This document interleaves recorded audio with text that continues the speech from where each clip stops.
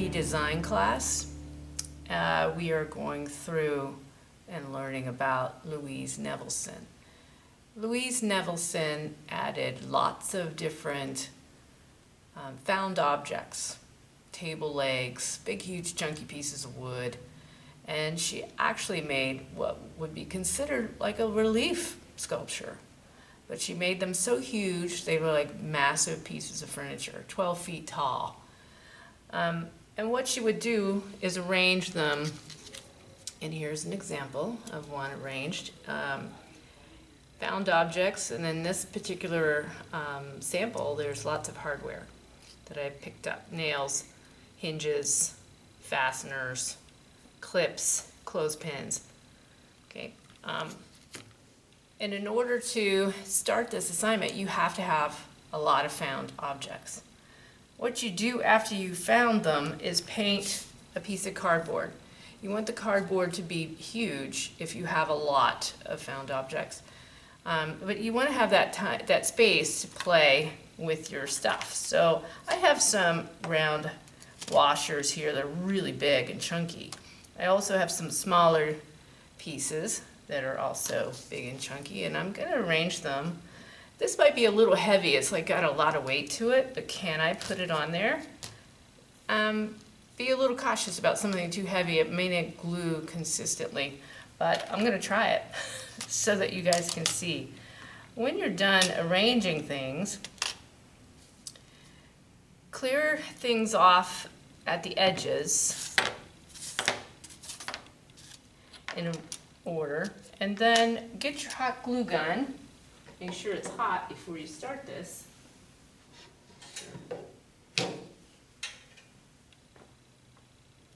And you're going to start gluing things. I'll glue things in the center first, so just put down a couple little beads and set your first piece.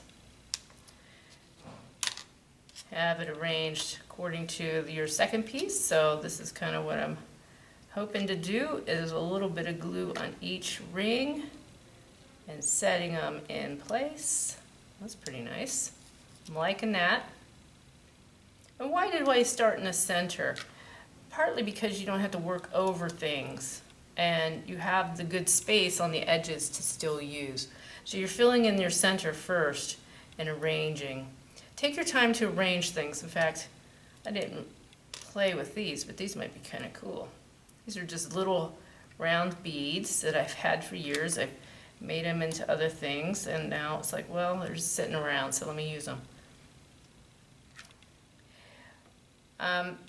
The reason you have to paint your cardboard first is because afterwards you're going to be painting it completely black or one color only. I did mine with a blank cardboard, no paint on it at all. But I'll tell you, getting into the crevices of everything is a little tricky. And I would suggest doing your painting of the background first, then come back and paint your objects that you're placing. Now your approach here is to make interesting shadows. The deeper your objects go, the better shadows you receive. The higher they are, the better highlights you receive. And so we're working with, once again, with those relief sculpture, depth of space concepts. So in some cases, I have some really deep spaces on this particular one. And I also have taken rings and attached them on top of shapes here. And I always think that you can't see that, but I'm not sure, so I'm going to give you a little bit of close-up. I'll take pictures and definitely have them in the samples on the Google Classroom as well. Now, one thing you're going to be doing with this is creating a shadow box. So I'm going to show you that in just a second. But look at all these designs and see that you're creating an interesting harmony. You can have things repeated over and over in your work. That is something that Louise Nelvelson definitely did in her work. I might get myself another eyeball bead here and stick it there. I think that's kind of interesting. I find myself compelled to do that, so I'm going to get one later and attach that. Now let's say I'm finished creating all of my shapes on here, and you want to fill it up. You want all sorts of things to be like filling the spaces, okay? All of that gets filled. On the side, take some cardboard and make sure you have consistent strips, the width made, and paint them black. And then eventually you can be creating, let's do it this way, a shadow box. So you'll hot glue on the corners. You'll trim off what you don't need. I would take a scissors and mark it. So let's say, if I measure this correctly, I'm going to use this one. This one looks like a better piece painted. I would take my scissors and come in and snip that off. So that's what I'm going to do. So that looks like the right size. Up it goes, and I would hot glue that in place.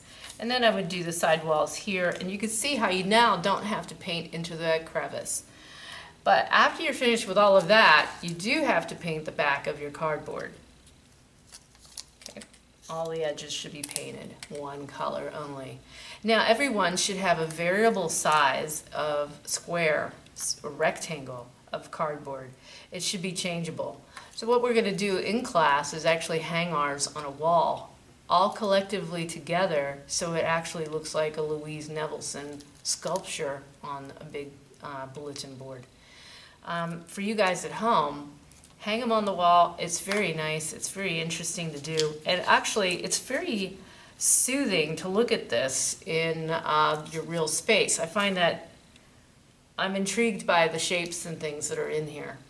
And they're just randomly chosen. Now, remember, you can get things from nature. I'm kind of bummed that I didn't look for a really cool pine cone or a few pine cones, because they're very interesting and they would have a lot of shadows. If you do get something from nature, you can always slice them in half. For instance, a pine cone you can slice in half. Thistle seed heads you can slice in half. And those actually would be easier to glue than maybe the whole thing. Very interesting to add as a texture, but maybe a trifle bit hard to paint. So if you're going to do something like those really intricate pieces, like a pine cone, you might take time to paint it in your hand before you ever glue it, especially if it's going to be tricky in the background areas once it is glued. All right, so I hope you understand the process. It's very easy, and it's actually very soothing and interesting to develop your composition on the cardboard. But take your time, make it fun, and hopefully you got a lot of found objects that you can use. I do have a list of those on the Google Classroom. So enjoy, send your pictures, and can't wait to see them. It'd be awesome. Thank you. Bye-bye.